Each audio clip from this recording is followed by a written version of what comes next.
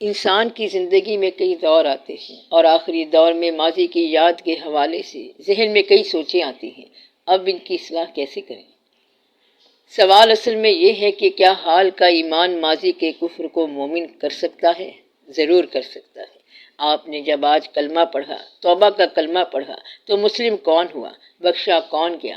ماضی کے سارے گناہ بخشے گئے۔ حال کا وہ لمحہ جس نے ریلیف کیے بغیر ماضی کی اصلاح کرنی ہے، وہ حال ہی ہے۔ ماضی کی جو گونج آتی ہے وہ کون دور کرے گا؟ حال۔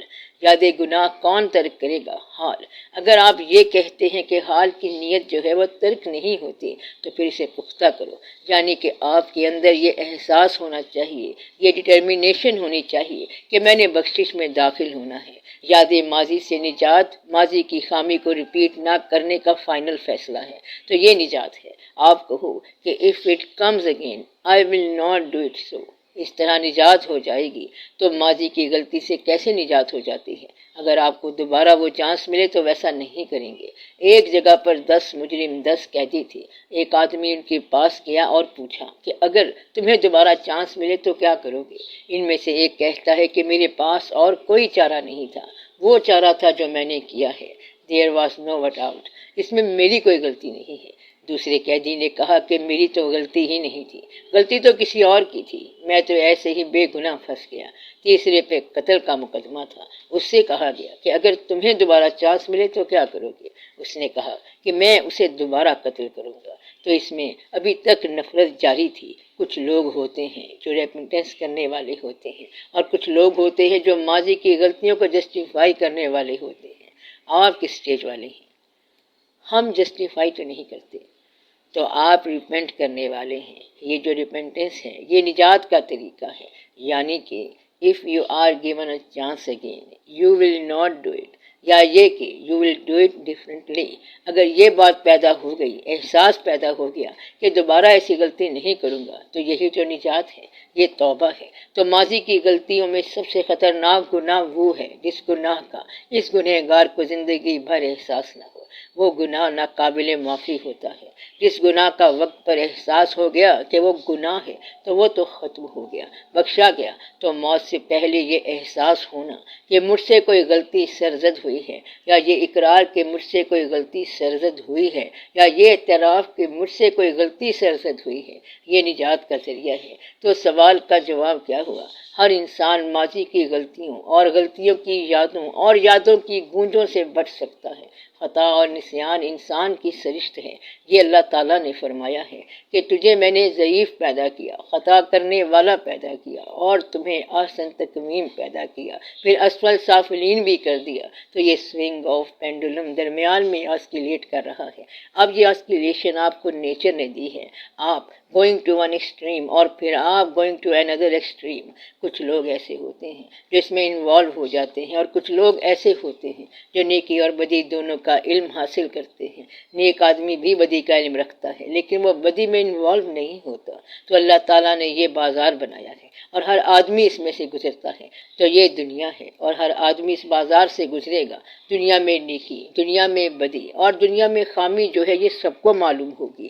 جو اس میں انوالو ہو گیا وہ گنہگار ہو گیا، اور جو انوالو نہ ہوا وہ بچا گیا۔ پھر زندگی میں ایک سٹیج آتی ہے جب وہ کہتا ہے کہ کاش ایسا نہ ہوتا۔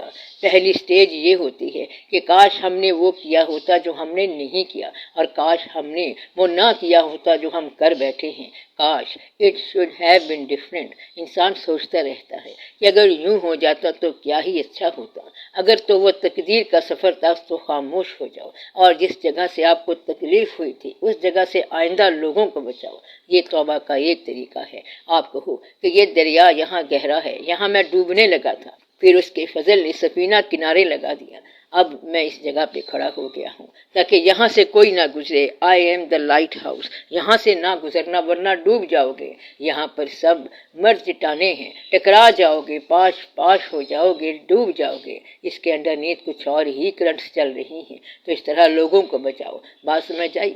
دانا آدمی وہ ہوتا ہے جو اپنے ماضی کے تجربوں سے دوسروں کو بچائے یا پھر اپنی اصلاح کر لے۔ تو جو کم دانا ہے وہ اپنی اصلاح کر لے، اور اگر زیادہ دانا ہے تو لوگوں کو بچائے اور بتائے کہ here is gentleman the place, جہاں ہم ٹکرائے تھے یہی انداز سے جس محفل میں لٹ گئی تھی زندگی، تو لوگ یہ لکھتے آ رہے ہیں اس طرح وہ بچ گئے۔ تو توبہ کا مطلب یہ ہوتا ہے کہ ماضی کو نجات میں ڈالنا، ماضی نہیں تو نجات پانی ہے۔ اگر ماضی گرفتار ہو گیا تو حال بھی گرفتار ہو گیا، اس لیے ماضی سے نجات کے لیے توبہ بہت ضروری چیز ہے۔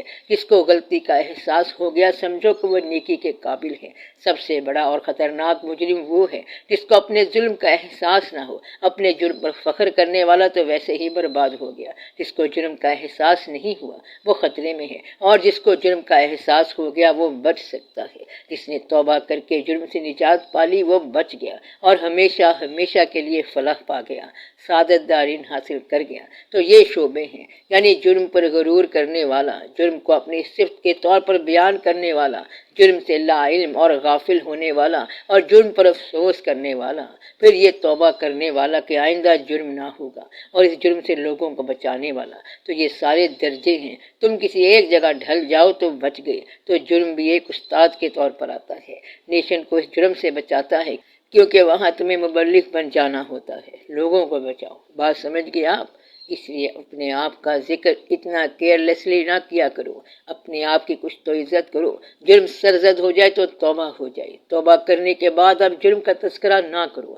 جس طرح جرم کو توبہ ختم کر دیتی ہے، اسی طرح توبہ کے بعد جرم کا ذکر اس توبہ کو ختم کر دیتا ہے۔ آپ میری بات سمجھیں، توبہ نے کیا کیا؟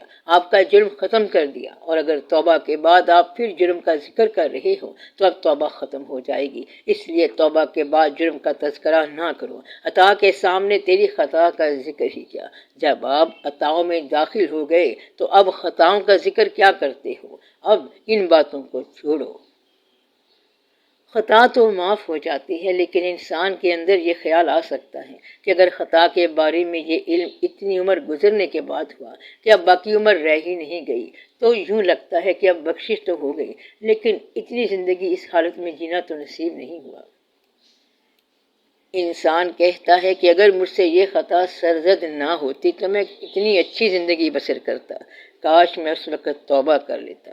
تو اچیومنٹ یہ نہیں ہے کہ that you may live longer life of happiness اور اچیومنٹ، بلکہ اچیومنٹ یہ ہے کہ اس میچورٹی کے ساتھ جو اب تمہیں آئی ہے تم سے یہ کام ایسا سرزد ہو جائے جو تمہیں عطا کر دے گا وہ ساری سرخوشی جو پہلے لمحات میں تمہارے زندہ رہنے سے ہو سکتی تھی۔